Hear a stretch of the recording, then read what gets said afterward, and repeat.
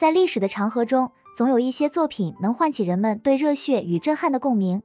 古代边塞诗正是这样一种能带来这般感受的文学瑰宝。今天，让我们一同走进王昌龄的《塞下曲》，领略千年前边塞的雄浑与悲壮。王昌龄堪称大唐诗坛的一颗璀璨明星，被后人称作七绝圣手。他早年家境贫寒，却心怀壮志。在那个文人热衷于投笔从戎、奔赴边塞建功立业的时代，王昌龄也投身其中。开元年间，王昌龄毅然投身军旅，奔赴西北边塞。他的足迹遍布合拢、玉门关一带，在那里，他亲眼目睹了边塞的雄浑壮丽，也深切感受到了战争的残酷无情。这段宝贵的经历成为了他诗歌创作的源泉，他的边塞诗大多都作于此时。在边塞的日子里，王昌龄与将士们同甘共苦，一起经历了无数次的战斗。他看到了战士们在战场上的英勇无畏，也看到了他们在战后的思乡之情。这些亲身经历和深刻感悟都被他融入到了诗歌之中，使得他的边塞诗充满了真实感和感染力。话不多说，先上原诗：饮马渡秋水，水寒风似刀。平沙日未美，暗暗见临洮。昔日长城战，闲言意气高。黄尘足筋骨，白骨乱蓬蒿。读这首诗的时候，我们需要逐句拆解。首句饮马渡秋水，描绘的是将士牵着马在秋水中饮水的画面，充满生活气息。水寒风似刀，秋风凛冽，寒意刺骨，感觉风像刀割一样。短短5个字，边塞的苦寒尽显。再看平沙日未没，暗暗见临洮，广阔的沙漠上，太阳还没落下，昏暗中隐隐约约能看见临洮。这里的平沙就是广袤的沙漠，暗暗形容昏暗的样子。临洮可是古代的军事要地，历史感瞬间拉满。昔日长城战，闲言意气高，意思是曾经在长城发生的战争，大家都说战士们士气高昂。闲言就是都说的意思，从侧面展现出战士们的英勇无畏。最后黄尘足筋骨，白骨乱蓬蒿，黄沙从古到今漫天飞扬，战死士兵的白骨杂乱地散落在蓬蒿之间，足是充满的意思，蓬蒿就是野草。这2句深刻展现了战争的残酷和无情。这句诗一开篇，就把我们带入了一个肃杀的塞外世界。饮马渡秋水，将士们牵着马，在这深秋的河边饮水，准备继续踏上征程。看似平常的场景，却因为下一句水寒风似刀，瞬间变得寒意逼人。这里的水寒可不是一般的冷，那是塞外深秋独有的彻骨之寒，仿佛能冻入骨髓。而风似刀更是神来之笔，将塞外秋风的凛冽刻画得淋漓尽致。秋风如刀，割在脸上，那是怎样的一种疼痛和艰难。想象一下，自己身处这样的环境中，寒风呼啸，河水冰冷刺骨，便能瞬间感受到将士们的艰辛与不易。王昌龄用这简洁的10个字，就勾勒出了塞外恶劣的自然环境，为全诗奠定了悲壮的基调。这文笔令人赞叹。画面一转，我们看到了一片广袤无垠的沙漠。平沙日未没，广阔的沙漠在夕阳的余晖下显得更加苍茫辽阔。太阳还没有完全落下，天边仍有一丝光亮，但这光亮却无法驱散大漠的荒凉。暗暗见临洮，在这昏暗的光线中，隐隐约约能看见临洮城的轮廓。临洮这个在唐代边塞诗中频繁出现的地方，有着极其重要的战略地位。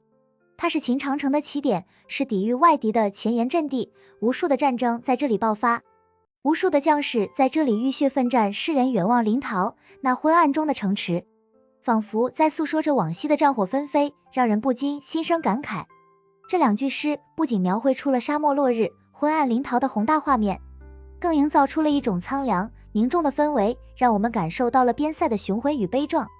昔日长城战，闲言意气高，诗人的思绪从眼前的景象转到了过去的战争。这里提到的长城战，据史书记载，指的是开元2年，公元714年的那场战役。吐蕃以精兵10万寇临洮，朔方军总管王俊宇设又与林将军薛讷等合兵拒之，最终大败吐蕃。闲言意气高，大家都说当时参战的将士们意气风发，斗志昂扬。在那场激烈的战斗中，将士们为了保卫边疆，不畏强敌，奋勇杀敌，他们的英勇表现和高昂士气，至今仍被人们传颂。这一句诗让我们看到了将士们的热血与豪情，他们为了国家和民族不惜抛头颅洒热血，这种精神值得我们永远敬佩。然而，战争的背后又有着怎样的代价呢？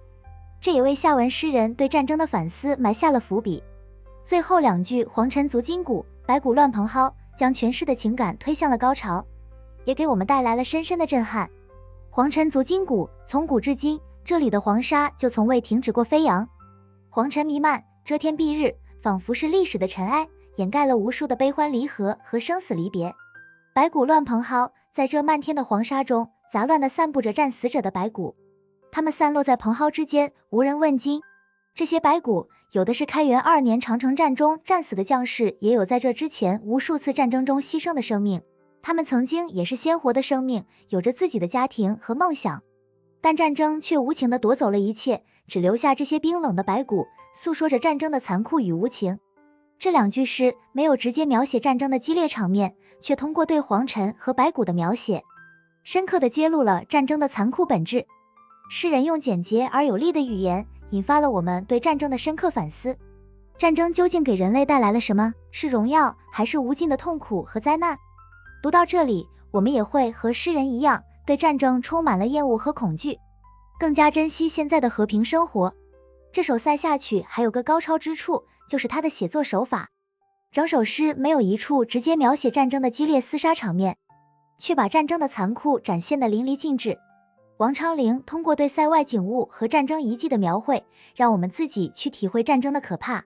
这就是侧面描写的魅力，像水寒风似刀，用寒风如刀来衬托环境的恶劣。将士们在这样的环境下作战，得多艰难，不用多说，我们也能感受到。还有黄尘足筋骨，白骨乱蓬蒿，黄尘漫天，白骨遍野，战争的残酷和无情，一下子就印在了我们脑海里。对比那些直接描写战争场面的诗作，比如黄沙百战穿金甲，不破楼兰终不还，虽然同样展现了战争的激烈和将士的英勇，但王昌龄这首塞下曲，这种不直接写战争，却能让我们深刻感受到战争残酷的手法，别具一格。